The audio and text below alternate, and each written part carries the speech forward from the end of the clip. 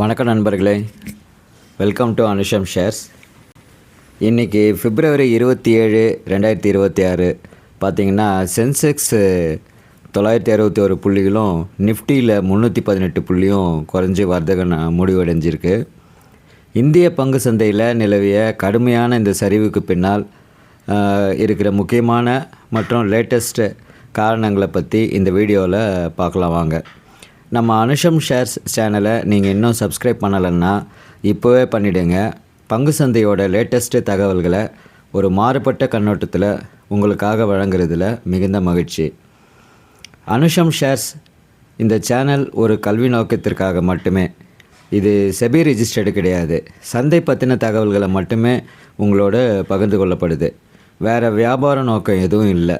இந்த Anusham shares channel சார்பாக WhatsApp குழுவோ இல்லை டெலிகிராம் குழுவோ அது மட்டும் இல்லாமல் வேறு எந்த விதத்திலும் நாங்கள் உறுப்பினர் சேர்க்குறதோ கட்டணம் வசூலிக்கிறதோ இல்லை.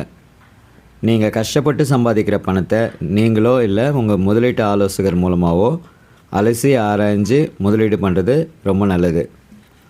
சரி, இன்றைக்கி சந்தை வீழ்ச்சிக்கான முக்கியமான காரணங்களாக நான் பார்த்துருக்கிறது என்னென்னா, அமெரிக்கா ஈரான் பேச்சுவார்த்தை தோல்வி, அடுத்ததாக கச்சா எண்ணெய் விலை உயர்வு, அப்புறம் என்விடியா மற்றும் அமெரிக்க தொழில்நுட்ப பங்குகளோட வீழ்ச்சி, அடுத்தது ட்ரம்ப்போட வர்த்தக கொள்கைகள், கடைசியாக வெளிநாட்டு முதலீட்டாளர்கள் அதாவது எஃப்ஐஐ செல்லிங்.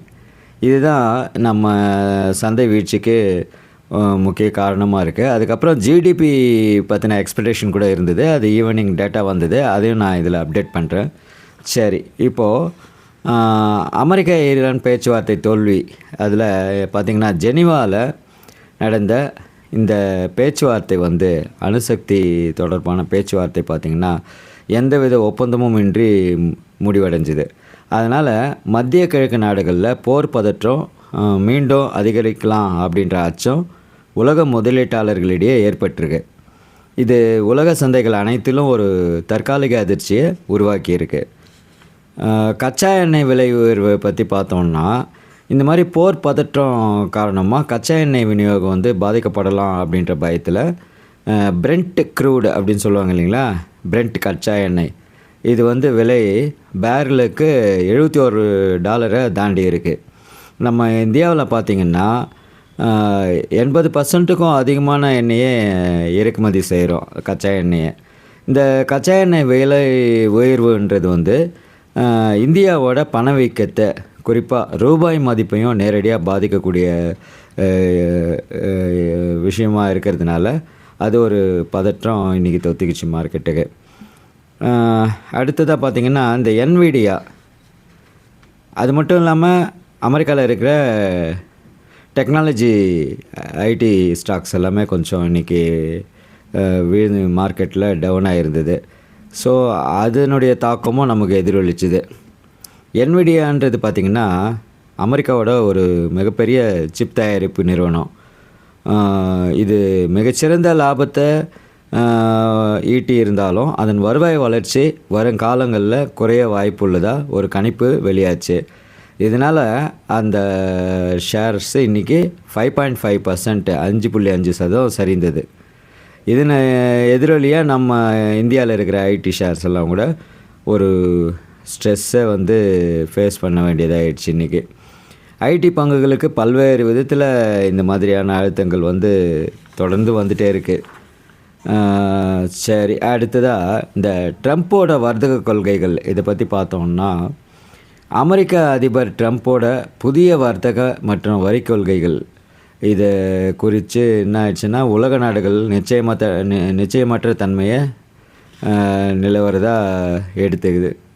குறிப்பாக ஏற்றுமதி சார்ந்த இந்திய துறைகளான ஐடி மற்றும் ஃபார்மா மருந்து துறை முதலீட்டாளர்கள் இதனால் மிகுந்த எச்சரிக்கையுடன் செயல்பட வேண்டியது இருக்குது. அடுத்ததாக வெளிநாட்டு முதலீட்டாளர்களோட விற்பனை, எஃப்ஐஐ செல்லிங். இவங்க எஃப்ஐஐ பார்த்திங்கன்னா இன்றைக்கி மட்டும் 3466 கோடிக்கு ஷேரை விற்றுருக்காங்க. இந்திய ரூபாயோட மதிப்பு டாலருக்கு எதிராக 91 ரூபாய் அப்படின்ற அளவில் பலவீனமாக இருக்கிறது ஒரு அவங்க பணத்தை திரும்ப பெறு அதான் அதை செல் பண்ணிட்டு போகிறதுக்கு ஒரு முக்கியமாக காரணமாக இருக்குது. இது மட்டும் இல்லாமல் இன்றைக்கி ஜிடிபி இன்றைக்கி சாயந்தரம் வெளியாச்சு. மார்க்கெட் டைமில் இதனுடைய எதிர்பார்ப்பு எப்படி இருக்குமோ அப்படின்றதெல்லாம் ஒரு பதட்டம் இருந்தது. ஆனால் சாயந்தரம் இந்த வெளியான டேட்டா பார்த்தோம் அப்படின்னா இந்திய பொருளாதாரம் அக்டோபர் டிசம்பர் காலாண்டில் 7.8% வளர்ச்சியை பதிவு செஞ்சுருக்கு. இந்த இது பார்த்திங்கன்னா முந்தைய ஆண்டோட கம்பேர் பண்ணும்போது இதே காலாண்டில் இதனுடைய ப்ரீவியஸ் இது 7.4% இருந்தது. அதாவது 7.4% இருந்தது. இப்போது 7.8% வந்திருக்கு.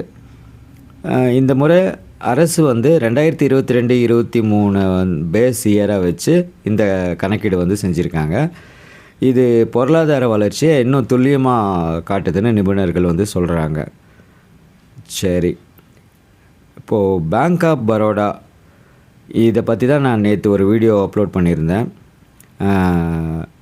இதனுடைய இம்பேக்ட் இன்றைக்கி எப்படி இருந்ததுன்னு ஃபாலோ பண்ணும்போது இன்றைக்கி ஓவராலாக மார்க்கெட்டு ஒரு டவுன் ட்ரெண்டில் போனாலும் சந்தை சரிவை சந்திச்சிருந்தாலும் பேங்க் ஆஃப் பரோடா பங்குகள் மட்டும் ஒரு தனித்து தெரிஞ்சுது. S&P ரேட்டிங் இதை இன்க்ரீஸ் பண்ணியிருக்காங்க. இன்றைக்கி சர்வதேச மதிப்பீட்டு நிறுவனமான S&P குளோபல் பேங்க் ஆஃப் பரோடாவுக்கு BBB அப்படின்ற ஒரு ரேட்டிங் கொடுத்துருக்காங்க.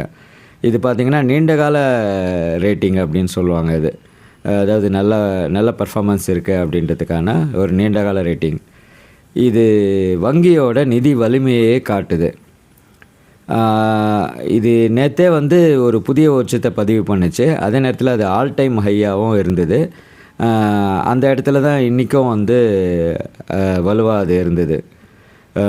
இன்னும் பார்த்திங்கன்னா பெரும்பாலான பங்குதாரக நிறுவனங்கள்லாம் இதுக்கு ஒரு நல்ல டார்கெட்டை ரெஃபர் பண்ணுறாங்க. ஸோ நீங்கள் முதலீடு செய்கிறதுக்கு முன்னாடி நீங்கள் ஒரு முறை தீர விசாரித்து அலசி ஆராய்ஞ்சு பார்த்துட்டு அதில் இது வரைக்கும் இந்த வீடியோவை தொடர்ந்து முழுசா பார்த்தவங்க எல்லோருக்கும் எனது நன்றி. இந்த சேனலை சப்ஸ்கிரைப் பண்ணி வீடியோவை பற்றின உங்க கருத்துக்களை நிச்சயம் கமெண்ட்ல பதிவு பண்ணுங்க. லைக் பண்ண மறந்துடாதீங்க. அப்படியே உங்க ஃபேஸ்புக் மற்றும் வாட்ஸ்அப்ல உங்க நண்பர்களோட ஷேர் பண்ணிடுங்க. உங்க எல்லோருக்கும் மீண்டும் ஒரு முறை நன்றி. விரைவில் அடுத்த வீடியோல உங்களை சந்திக்கிறேன்.